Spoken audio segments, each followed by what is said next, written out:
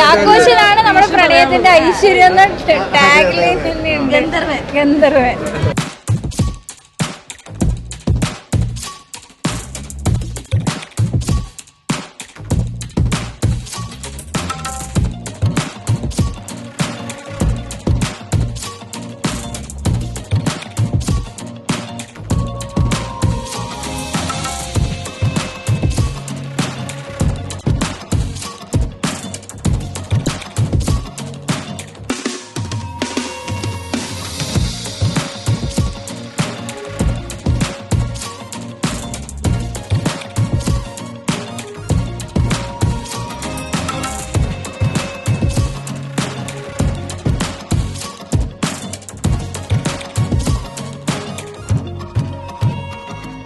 നല്ല റിപ്പോർട്ടാണ് വരുന്നത്. ഞങ്ങൾ പ്രതീക്ഷിച്ചിട്ടുണ്ടായിരുന്നു, കാരണം നമ്മളെല്ലാവരും അതനുസരിച്ച് അത്ര എഫേർട്ട് ഇട്ടിട്ടുണ്ട്. അപ്പോൾ അതുകൊണ്ട് എക്സ്പെക്ട് ചെയ്തിട്ടുണ്ടായിരുന്നു. വ്യത്യസ്തമായ ഒരു രീതിയിലാണല്ലോ കഥ പറഞ്ഞു പോണത്. അപ്പൊ അതൊക്കെ ചർച്ചയായിട്ട് ആരെങ്കിലും വന്ന് സംസാരിക്കുമോ? അങ്ങനെയൊക്കെ ഒത്തിരി പേര് പടം കണ്ടിറങ്ങിയവർ അത് വളരെ പോസിറ്റീവായിട്ട് അത് ആസ്വദിച്ചവരാണ് കൂടുതലും നല്ല രീതിയിൽ റെസ്പോൺസ് തന്നിരിക്കുന്നത്. എല്ലാവർക്കും രതീഷേൻ്റെ റൈറ്റിങ്ങിൽ ആബ്സർഡിറ്റി ഭയങ്കരമായിട്ട് ഇഷ്ടപ്പെട്ടു ആ ജോണർ. പിന്നെ ഒത്തിരി തമാശകളുണ്ടായിരുന്നു, അവരൊക്കെ എല്ലാവരും ആസ്വദിച്ചിട്ടുണ്ട്. ആദ്യത്തെ ഷോയിൽ തന്നെ അത്യാവശ്യം നല്ല ചിരി നമ്മൾ കാണുന്നുണ്ടായിരുന്നു.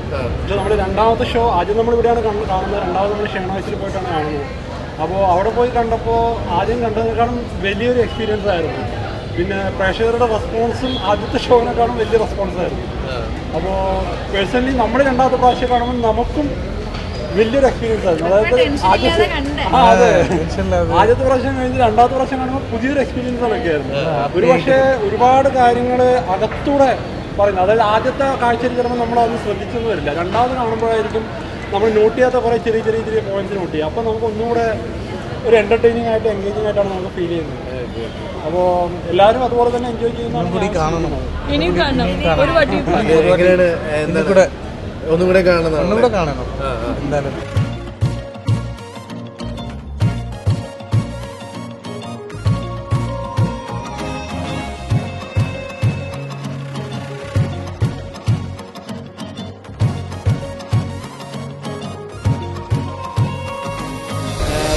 ഇപ്പൊ തിയേറ്ററുകളിൽ നിന്നൊക്കെ നല്ല റെസ്പോൺസ് വരുന്നുണ്ടല്ലോ.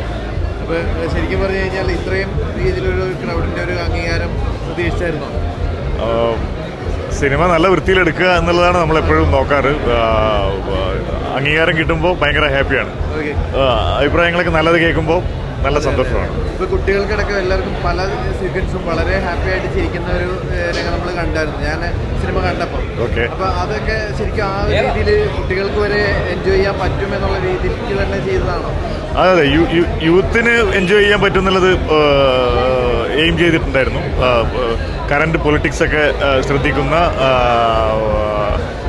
ചുറ്റുപാട് നടക്കുന്നതൊക്കെ അറിയുന്ന ആരെ എന്തായാലും ഇഷ്ടപ്പെടുന്ന തോന്നിയിട്ടുണ്ടായിരുന്നു. കുട്ടികളും പല പ്രായത്തിലുള്ളവർ എൻജോയ് ചെയ്യുന്നത് അറിയുന്നതിൽ വളരെ സന്തോഷമുണ്ട്. അതുപോലെ ഒരു വ്യത്യസ്തമായ രീതിയിലുള്ള ഒരു കഥ പറച്ചിലായിരുന്നല്ലോ ഇതിനകത്ത് വന്നത്. അതായത് ഒരു പാൻറ് രണ്ട് കാലഘട്ടം പോലെ തോന്നി. അത് എന്നാൽ ആ കഥയുടെ ഒരു വേറൊരു രീതിയായിരുന്നു, കഥ പറയുന്നത് പ്രത്യേക രീതിയായിരുന്നു. അപ്പോൾ അതിനോട് ആർക്ക് ശരിക്കും അങ്ങനെ വല്ല കൺഫ്യൂഷൻ ഉണ്ടാവുമോ, അങ്ങനെ വല്ല ഡൗട്ട് ഉണ്ടായിരുന്നോ ആദ്യം?